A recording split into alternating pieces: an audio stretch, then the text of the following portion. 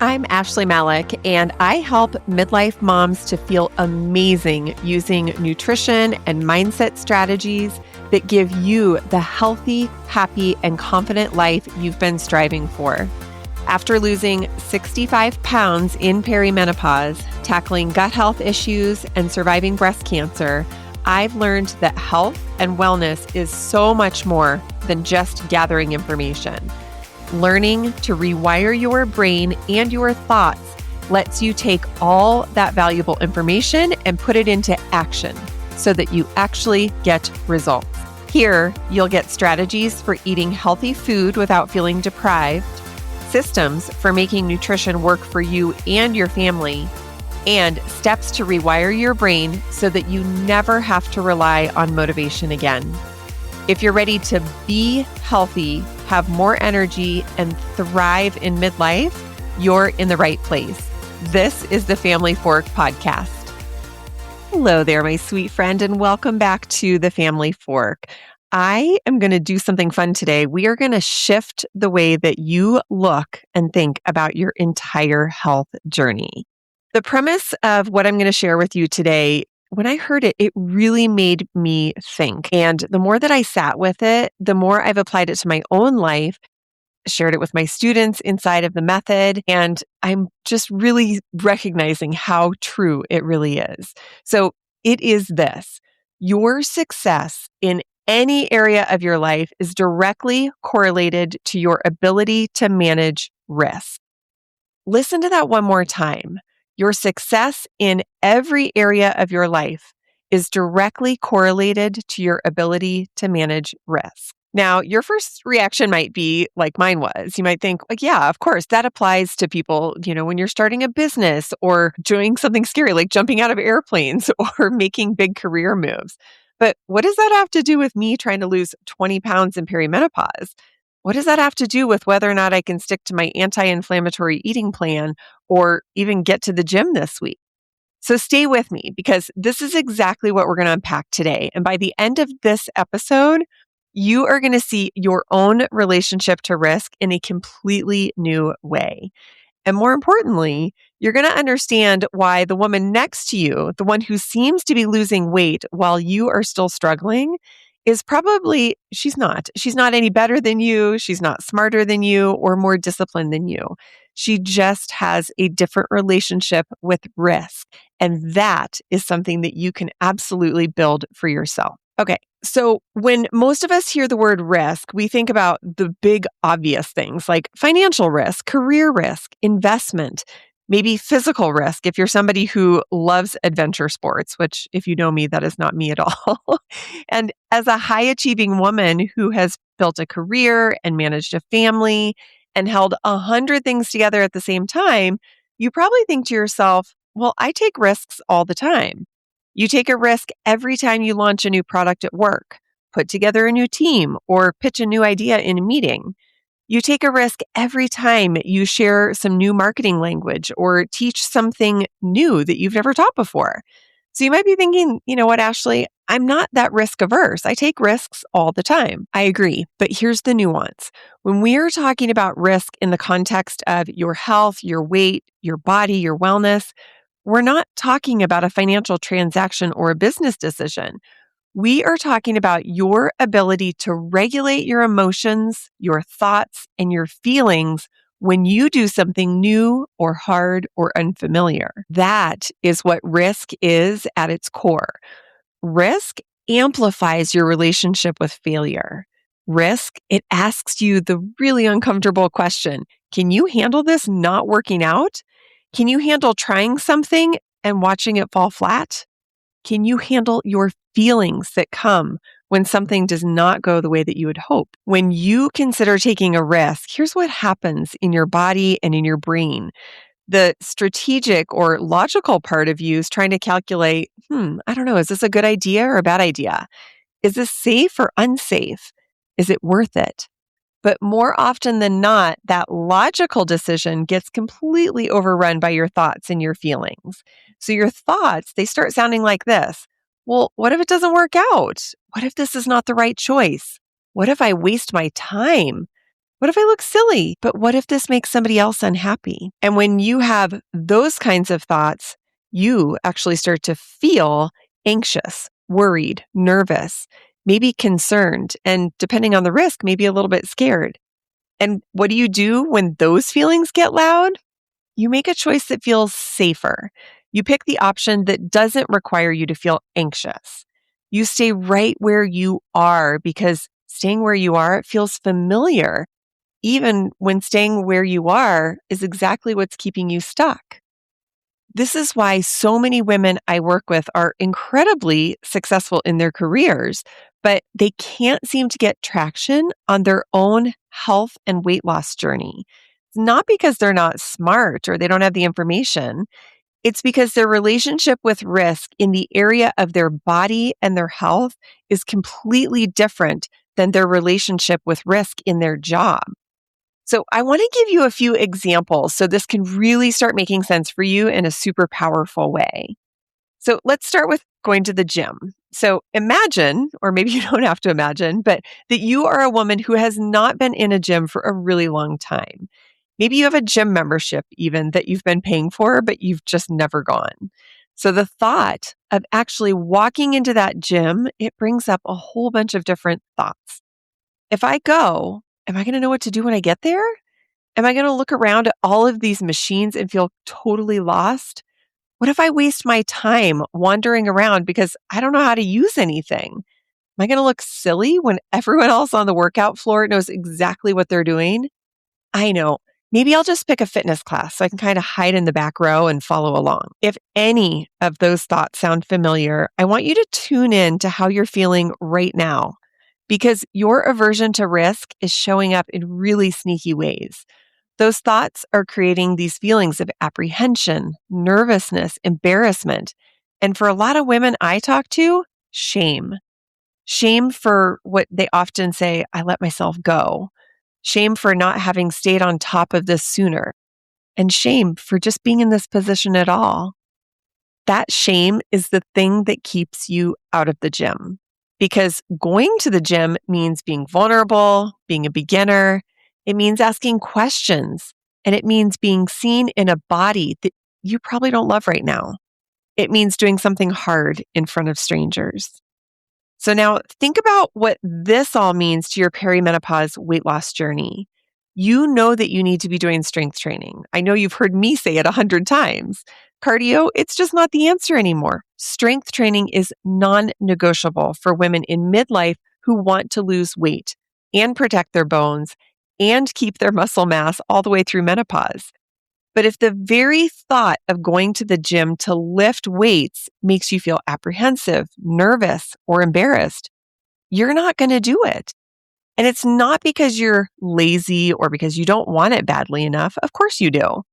It's because your relationship with risk in this area of your life is not strong enough yet to override those uncomfortable feelings. Let me give you another example. So this one is about food and alcohol, and it comes from one of my students, Kathy.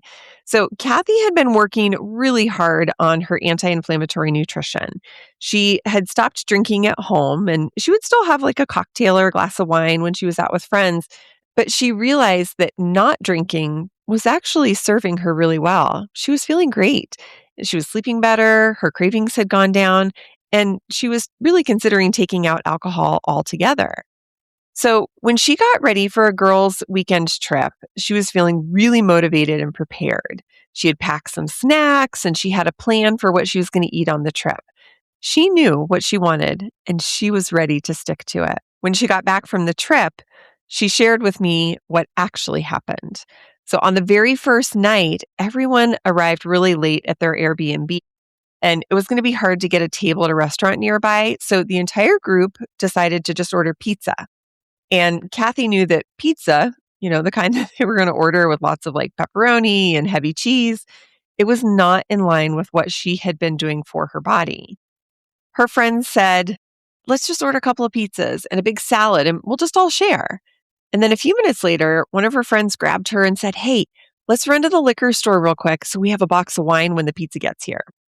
Kathy is a strong, capable, independent woman. She leads a large team at her job She makes high stakes decisions all day long, has hard conversations with her team, and yet in that moment with her girlfriends, she could not bring herself to raise her hand and say, you know what?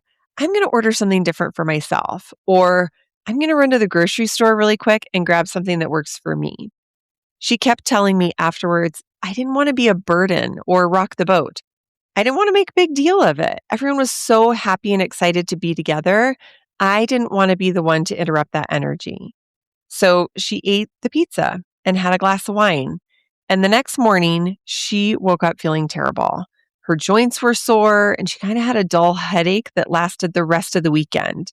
She was so frustrated with herself for not advocating for what she wanted. And she felt physically bad on a trip that she had been so looking forward to. So here's the thing about Kathy's story. Her friends, probably like yours, they wouldn't have cared. She knew that in her heart of hearts, if she had said, I'm just going to order something different, they would have said, cool, do your thing. It was actually zero social risk. The risk was entirely internal. It was this discomfort of being seen as different, or the discomfort of advocating for herself in that moment when she didn't want to interrupt the vibe that was so good. It was the risk of feeling, even for a few minutes, like the odd one out. And that internal discomfort was enough to make her choose the option that felt easier in the moment, more familiar, but it cost her 3 days of not feeling her best. So this is what I mean when I say your health journey is correlated to your ability to manage risk. The risk in Kathy's situation, it was really small on the outside, but it felt so much bigger on the inside. And the inside is where the decisions actually happen, which either lead you to success or not. I want to share one more example, and this one is from my own life because it took me some time to figure it out for myself. Every single year on New Year's Eve, my husband and our group of friends love to stay up late and celebrate and ring in the new year together. And for the last several years, I have always left the party early. It's not because I can't stay up late, although let's be honest, it's harder to stay up late these days. It's because I get so excited about getting up the next morning and doing my New Year's Day workout. To me, starting the new year with a really fun and pretty hard workout, it feels like the most incredible way to set the tone for the next 12 months. It's really one of my favorite things. But it also means that I have to take a risk. I have to risk people teasing me when I say, well, I'm heading home early. I have to risk people thinking that I'm no fun. And I have to risk people judging me because I don't drink and I would rather leave a party so that I can work out the next day. I have to risk being the woman who does something so different from everyone else in the room. And for a few years, that risk, it felt too big. I would stay later than I wanted to. I'd feel resentful the next morning when I was tired and dragging through my workout or didn't get it done at all. And I would tell myself, you know what, next year I'll leave earlier. But then I would never do it. Eventually, I got brave enough to take the risk. I started saying, you know what, I love you guys, but I'm heading home. I'll see you in the new year. And you know what happened? Nothing. Literally nothing happened. Nobody stopped me. They didn't stop inviting me. They just accepted that about me. And now it's not even a conversation. They know Ashley's leaving at 10:30. That's just the way that it goes. But I had to be willing to take that risk first. I had to be willing to sit with these thoughts and feelings that came up before I took the risk. The fear of judgment, the worry about being seen as no fun, the discomfort of being different from everybody else. So here's where all this comes together. When you look at another woman in perimenopause or menopause and you see that she's losing weight and getting stronger, or her body is changing in ways that you want for yourself, and you find yourself thinking, how is she doing it? Why is she able to lose weight when I cannot? I want you to consider this possibility. It's likely nothing to do with your willpower or discipline. It's probably nothing to do with metabolism or genetics or hormones or any of the things that we tend to blame. It has everything to do with her relationship to risk, her willingness to walk into the gym without a clue of what she's doing. Her willingness to say no thanks to the pizza when everyone else is saying yes. Her willingness to leave a party early. And her willingness to be the one who's a little bit different so that she can have the outcome that she actually wants. The beautiful thing is that your relationship with risk, it's not fixed. It's not something you were born with or without. It's actually something you can build in the same way you build a muscle. This is the kind of work that I love doing with my students inside of the Perimenopause Weight Loss Method, because we talk about how uncomfortable it is to take a risk in the moments that matter for your health. We work on regulating your thoughts and your feelings before you take that risk so that you know what's coming. You know how to handle that discomfort. And you know that the anxiety or the nervousness or the apprehension, it's just a feeling that will pass.